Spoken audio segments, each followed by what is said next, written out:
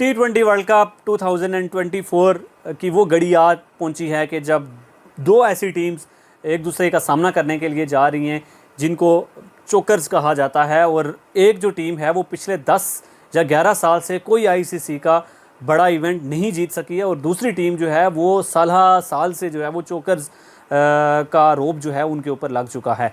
और दूसरी तरफ देखा जाए तो इंडिया के ऊपर भी पिछले 10 से 12 साल से इनको भी चोकर्स ही कहा जाता है, क्योंकि कभी ये फाइनल में आके बाहर हो जाते हैं, कभी सेमीफाइनल में आके बाहर हो जाते हैं, और पिछले 10 से 11 साल से इन्होंने भी ट्रॉफ़ी नहीं उठाई है। लेकिन ट्रॉफ़ी के ये बहुत नज़दीक पहुँचे। 2023 का जो हालिया वर्ल्ड कप खेला गया उसमें ये फाइनल में पहुँचे। 2022 का T20 वर्ल्ड कप उसके सेमीफाइनल में पहुंचे। 2023 का WTC उसके फाइनल में पहुंचे। 2021 का जो WTC का साइकिल खेला गया उसके जो है वो फाइनल में पहुंचे। लेकिन इन दोनों टीम्स के लिए जो है वो जीत नहीं थी।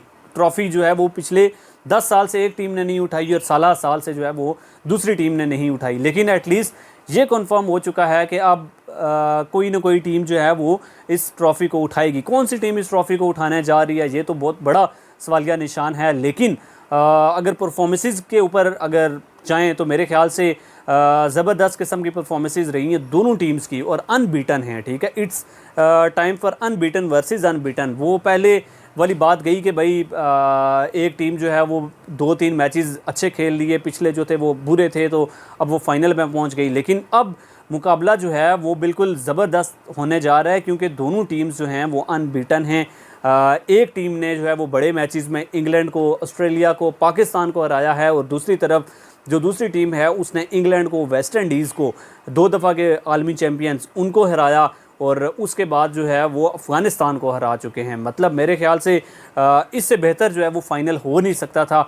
और मेरे ख्याल से ये 2 बेस्ट टीम्स हैं जो कि अब फाइनल खेलने जा रही हैं। अगर देखा जाए 1-to-1 कंपैरिजन में अगर देखा जाए तो 4 मैचेस अब तक इंडिया ने जीते हैं, 2 मैचेस साउथ अफ्रीका ने जीते हैं जब भी ये आमने सामने आए 6 दफ़ा।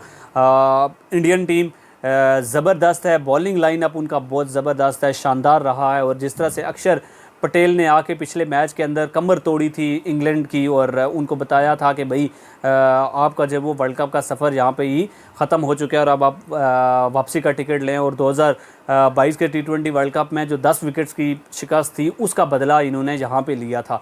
कुलदीप जिस तरह से बॉलिंग कर रहे हैं और जिस तरह से आके उन्होंने ऑस्ट्रेलिया के ज़बरदस्त बैटिंग लाइन आपको तोड़ के रखा और उनको वापसी का सफ़र का जो है वो परवाना थमाया था, वो ज़बरदस्त चल रहे हैं। फिर जडेजा आके बीच में ज़बरदस्त किस्म के बॉलिंग उनकी तरफ से देखने को मिलती है। Bumrah one of the best bowler of this tournament, वो ज़बरदस्त करके जा रहे हैं।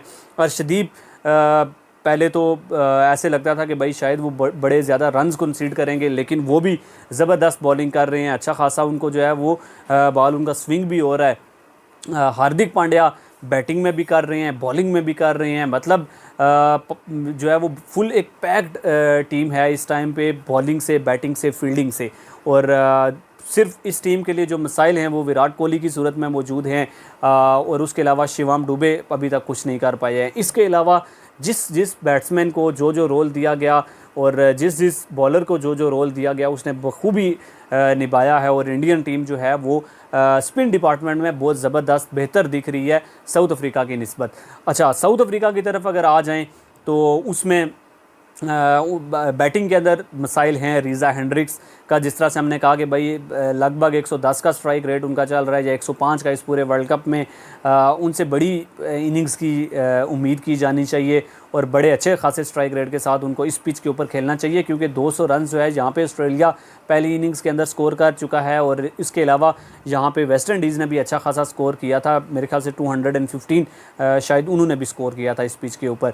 इससे आप अंदाज़ा लगा सकते हैं कि पहले बैटिंग करना और फिर उसके बाद टारगेट को जो डिफेंड करना है वो सबसे ज़बरदस्त डिसीजन होगा, कोई भी टीम टॉस जीतती है तो।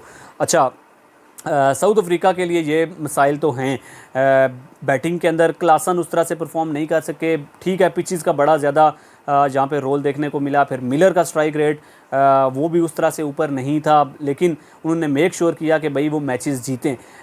इससे बिल्कुल भी आप ये नहीं कह सकते कि भाई अगर उनका इससे पिछले मैचेस में 110-20 का स्ट्राइक रेट है, तो यहाँ पे भी इतना ही रहेगा क्योंकि ये पिच बिल्कुल डिफरेंट होने वाली है और डिफरेंट खेल पेश करने वाली है। सो मसाइल हैं साउथ अफ्रीका के लिए, फील्डिंग के अंदर काफ़ी ज़्यादा मसाइल हैं उनके, क्योंकि ग्राउंड फील्डिंग उनकी बेहतर नहीं दिखी है इस टूर्नामेंट के अंदर, लेकिन फिर भी वो गिरते पड़ते जो है वो सारे मैचेस जीत के जहाँ पे पहुँचे। नेपाल से 1 रन से, बांग्लादेश से आखिरी मेरे ख्याल से 1-2 रन से वहाँ से जीते थे, फिर अफ़गानिस्तान को यहाँ पे रौंद के पहुँचे हैं। इंग्लैंड वाला मैच जो था वो भी 5-6 रन से जीते थे, लेकिन उन्होंने मेक श्योर किया कि भाई वो कोई मैच हारे नहीं हैं। बॉलिंग जो है वो ज़बरदस्त है, उनकी फास्ट बॉलिंग का जो एक सेटअप है, ठीक है, वो बहुत ज़बरदस्त है। मार्को जेनसन जिस तरह से आके बॉलिंग करते हैं, मेरे ख्याल से अगर वो शुरू के 2 ओवर्स के अंदर विराट कोहली को और रोहित शर्मा को आउट कर देते हैं तो फिर काफ़ी ज़्यादा मुश्किल हो जाएगा। रबाडा वो तो हमेशा से जो है वो साउथ अफ्रीका के लिए बेहतर करते हुए आए हैं। नोकिया की पेस जो है वो इस पिच के ऊपर मेरे ख्याल से अगर वो ज़्यादा पेस के साथ निकलेंगे तो शायद अच्छी खासी उनकी पिटाई भी लग सकती है, और अगर वो स्लोअर वंस की तरफ जाते हैं या वैरायटी डालते हैं तो वो शायद कि इस पिच के ऊपर उनके लिए बेहतर हो। उसके अलावा शम्सी बड़ी ज़बरदस्त किस्म की बॉलिंग कर रहे हैं, 11 विकेट्स अब तक ले चुके हैं, और सिर्फ जो है वो 7.25 की उनकी इकॉनमी है। इससे आप अंदाज़ा लगा सकते हैं कि कितनी ज़बरदस्त उन्होंने बॉलिंग की है। कशव महाराज हर मैच के अंदर आके परफॉर्म कर रहे हैं और इम्पॉर्टेंट ओवर्स डाल रहे हैं, और उस टाइम पे डाल रहे हैं जब टीम की पिटाई होती है। और कई दफ़ा तो उन्होंने जिस तरह बांग्लादेश वाले मैच में उन्होंने लास्ट ओवर किया था और उसके अंदर उन्होंने 8 से 10 रन बचाए थे। इससे आप अंदाज़ा लगा सकते हैं कि कितनी ज़बरदस्त बॉलिंग जो है वो केशव महाराज कर रहे हैं। फिर स्पिनर की सूरत में मार्करम आपके साथ मौजूद हैं, वो स्पिन आके कर सकते हैं जब फास्ट बॉलर्स की पिटाई लग रही हो। और मुझे एक वीक लिंक इस टीम के अंदर वो नोकिया की सूरत में लग रहे हैं, क्योंकि इस तरह की पिच के ऊपर अगर उनके पास वैरायटी उन्होंने ना निकाली और स्लोअर वंस का इंतखाब ना किया तो शायद कि उनकी अच्छी खासी पिटाई लग जाए। लेकिन जो भी है फाइनल ज़बरदस्त होने जा रहा है और वही टीम जीतेगी जो ज़बरदस्त क्रिकेट खेलेगी, और दोनों ने ज़बरदस्त क्रिकेट खेली है। इस वजह से फैंस भी डिज़र्व करते हैं कि यहाँ पे फाइनल के अंदर भी अच्छी क्रिकेट खेली जाए, और फैंस जो हैं वो प्रोटीज हों या फिर इंडियंस हों, उनके लिए बड़ी खुशी की बात है कि भाई कोई भी टीम जहाँ से जीतेगी तो वो एटलीस्ट जो उसके ऊपर चोकर्स का एक आरोप लगा हुआ है वो उससे निकल आएंगे। इंशाल्लाह मिलेंगे आपके साथ नेक्स्ट वीडियो में, तब तक के लिए आपसे इजाज़त चाहूँगा। अल्लाह हाफिज़।